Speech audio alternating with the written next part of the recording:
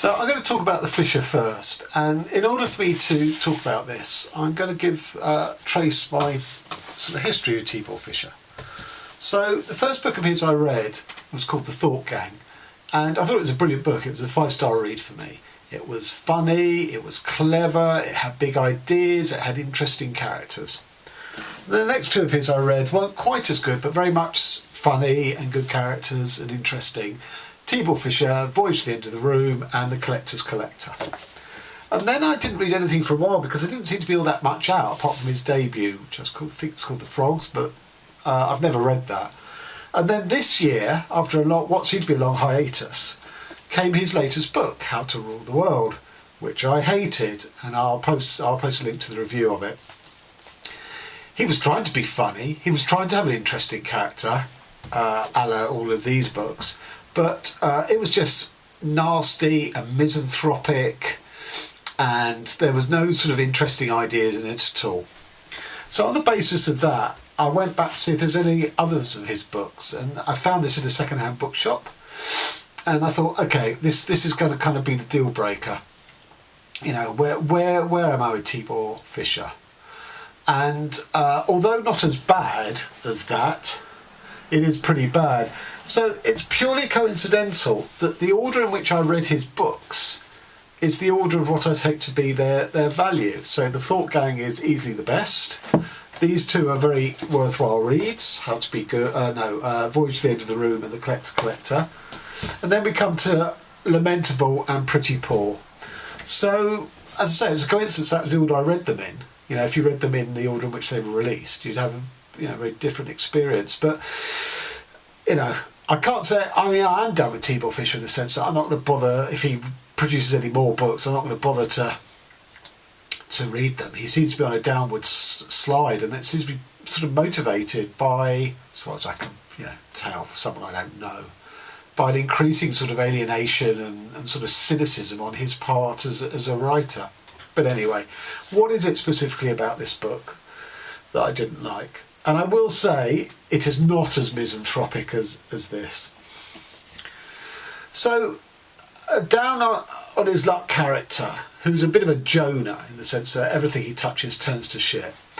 In the UK, he's unemployed, he's divorced, he's in his 40s. He has a medical condition that will never clear up, although this is never specified what it is. He said it's a bit of a joke, a running gag. And a mate of his is a salesman of handcuffs, if you believe, and he's got a conference or a expo in Miami, and he doesn't want to go. He doesn't want to leave his family. He's tired of this sort of long distance sales travelling. So the main character strikes a deal with him that he will go in his stead. He will pretend to be him. He will attend the conference with the guy's credit card, and he will spend a week or so there impersonating him, and it's a win-win. Only the guy who goes to Miami has no intention of coming back. He's going to try and make himself a new life out there. The other guy seems to accede to this, says, all right, you can use my credit card for a month, but no more. You've got a month to sort of establish yourself and to get some income.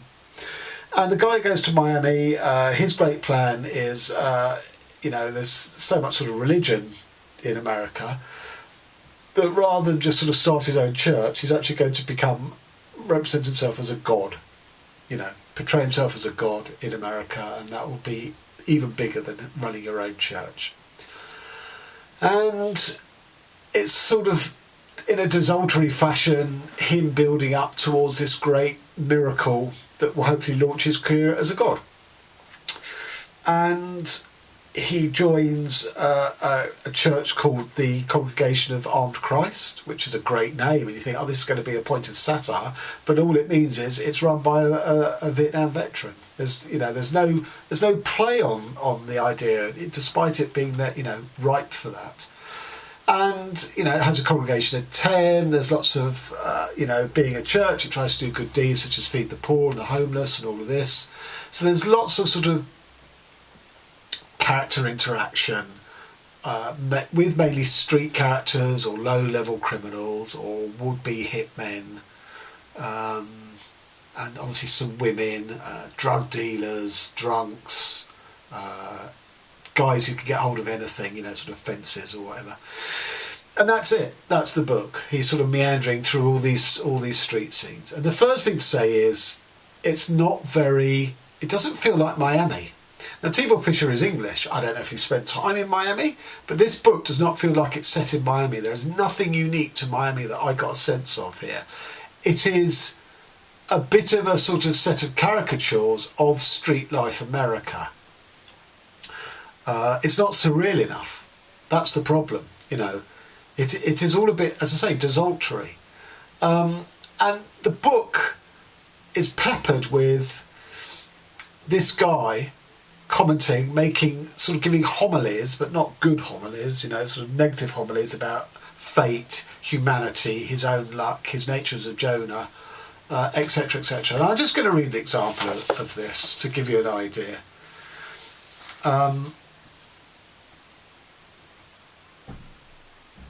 Never help anyone.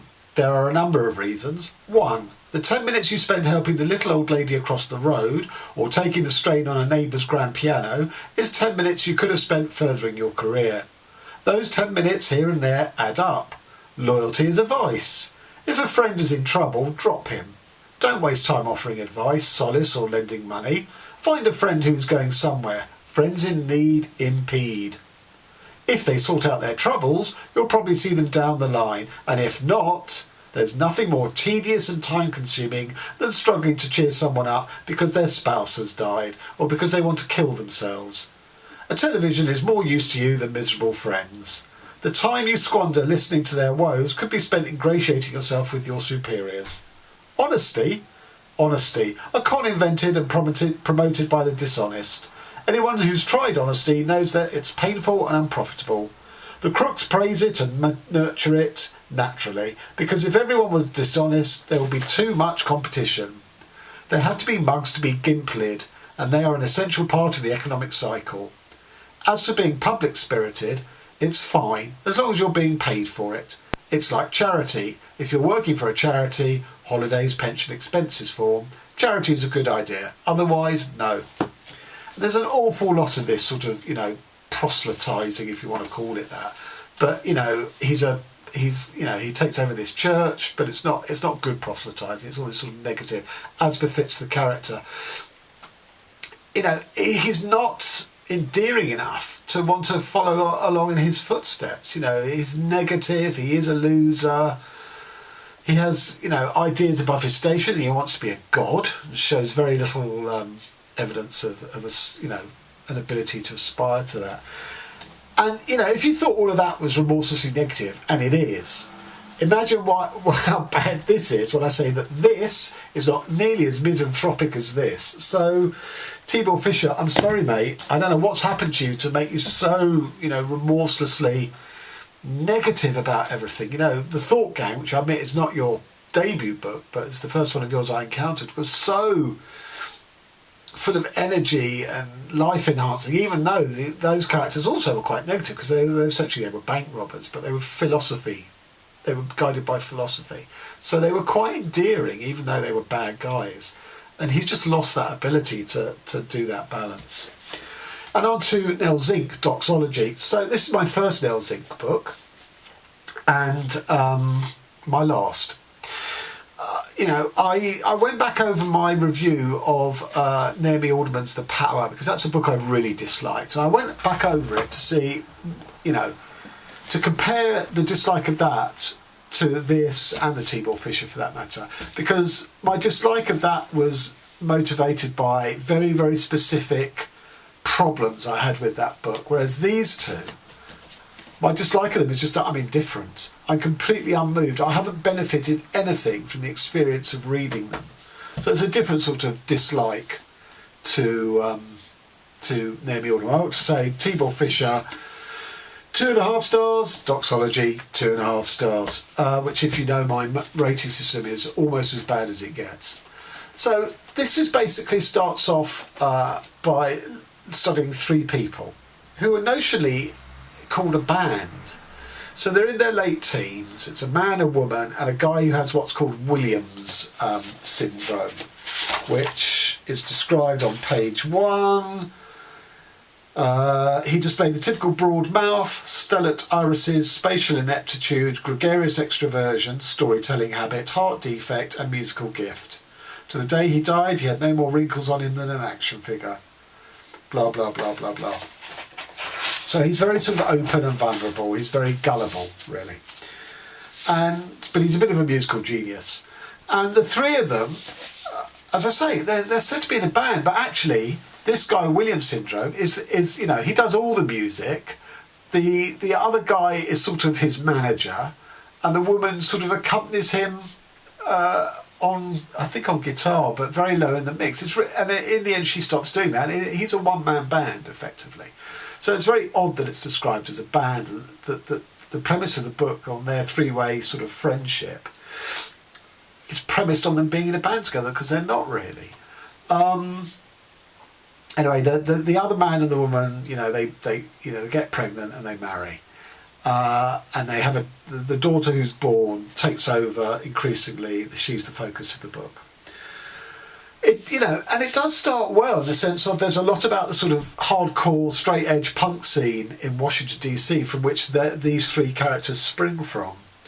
But very quickly, the man and the woman behind the musicians, that's Pam and Daniel, they sort of recede into the background.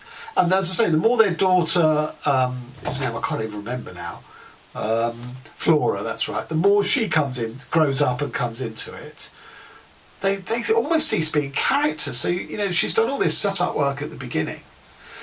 And then, and to what end? I don't know. Anyway, the book, the lives of these characters is played out against significant backdrops. So there's 9/11, there's the Trump v Hillary campaign, and then there's some sort of ecological crisis, a sort of a dust and fog cloud in Washington DC. And I think that's what this book's supposed to be about, the state of the world, 9/11 onwards. But all three of these major events are subsumed beneath what is the personal relationships of these characters. And what are major global issues play second fiddle to first world problems of relationships between quite spoiled, indulged people. And I'll give more example of that in a minute. And the other thing is, I didn't believe that was set in Miami. We get so little sense of place of both DC and New York in this book. It's extraordinary.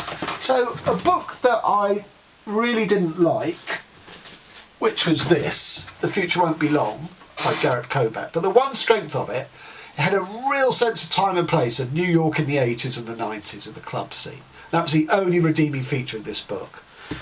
This is set in New York and DC, and I get no sense of place of them. So, for example, the 9/11 is just a mere backdrop. It's like a theatre flat, painted scenery to what's going on in their relationships, which are far more important. You may as well have not had it in there at all. There is a death within the narrative here, the 9/11, but it's nothing to do with the Twin Towers. It just happens to fall on the same day. And that seems to sum it up. That death is more important than the 3,000 plus people who died in the Twin Towers.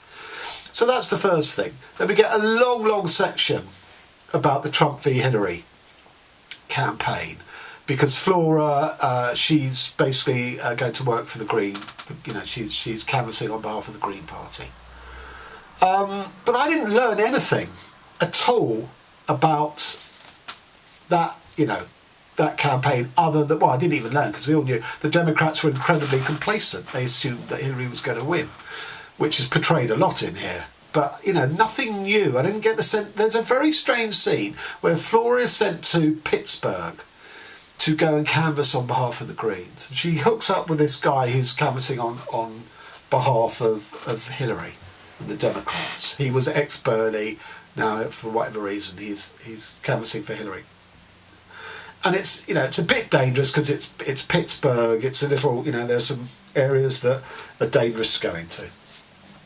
So she sees that this family, because she can see through their window, they've got a Trump thing in their garden. So she goes to knock on their door. She gets invited in, and they're really civil and social. And they invite her to some apple pie, and she talks to them about immigration.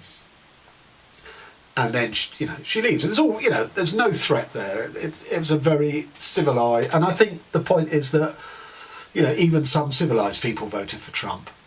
But, I learned nothing from that interchange. It seemed utterly random, utterly sort of, not representative of anything in particular, because it's done in isolation. It's not backed up with any other examples of both similar or things happening in opposition to that. It was just bizarre.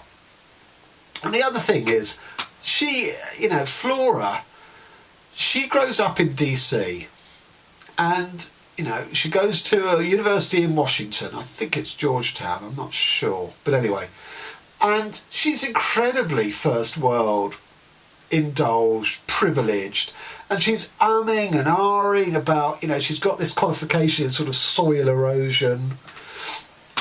She wants to make a difference to the world, but no one's interested, no one will hire her. And, she won't commit to anything. In her head, she's like, I'm going to change the world, but she won't actually do anything. She won't actually take a job doing anything. And even sort of, going over to the Green, canvass on behalf of the Greens, that's a sort of, again, sort of done in desultory fashion. And B, once she's doing the job, it's done in desultory fashion even more, because the Greens aren't going to win. They're not going to make any difference.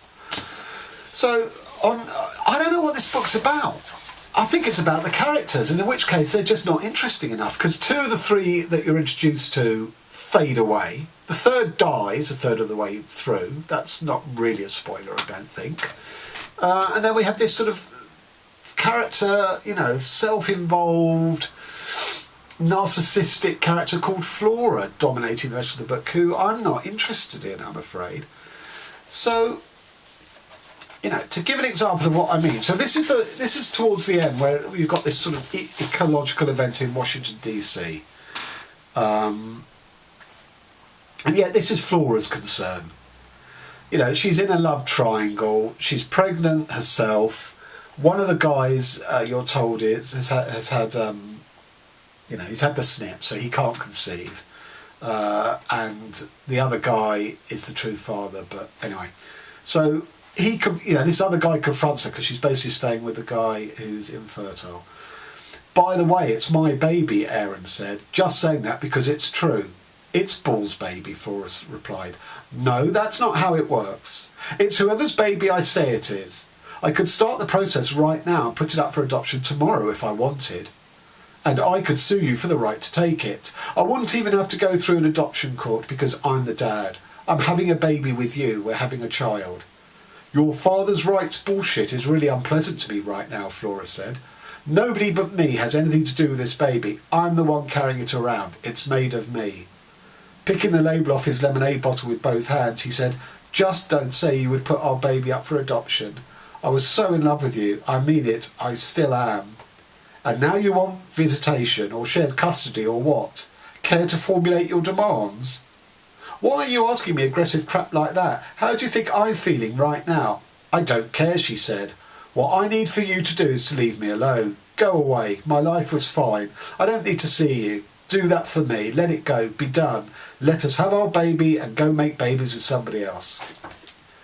This is set against the backdrop of the sort of ecological event, which fails to assume importance, because this is the burning question of the day. Which of the 2 fathers is she going to go with?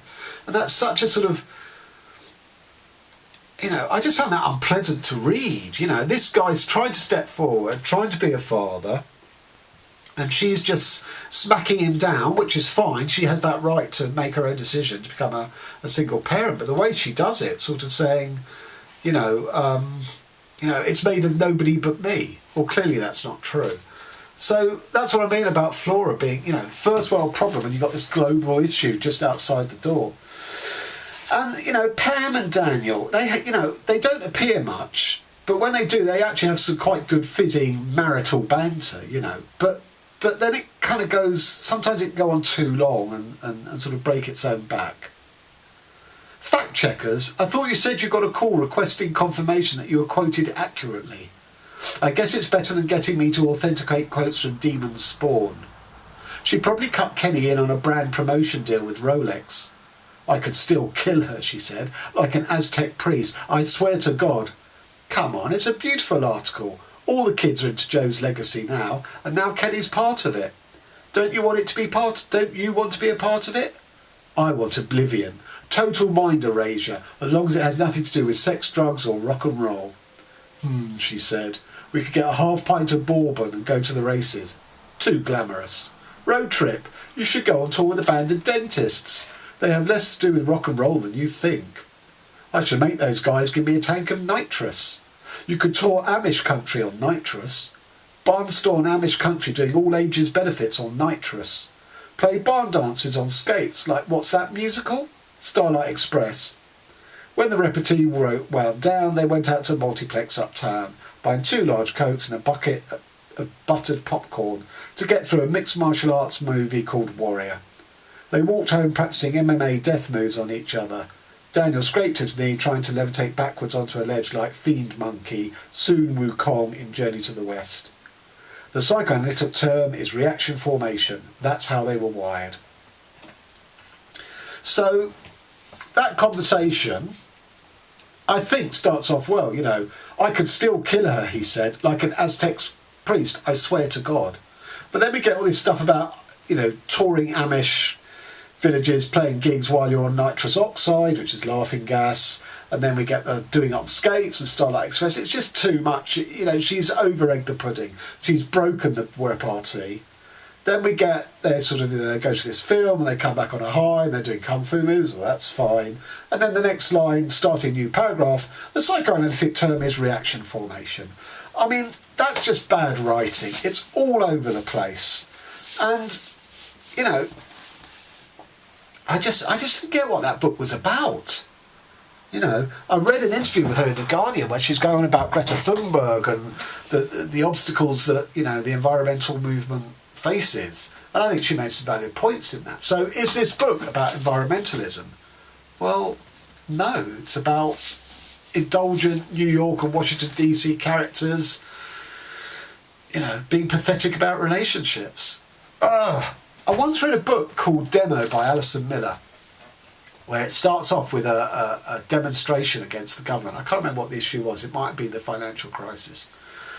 And we're taken through the eyes of a bunch of middle-class teens who are what we call trustafarians, i.e. they all have lots of family money behind them.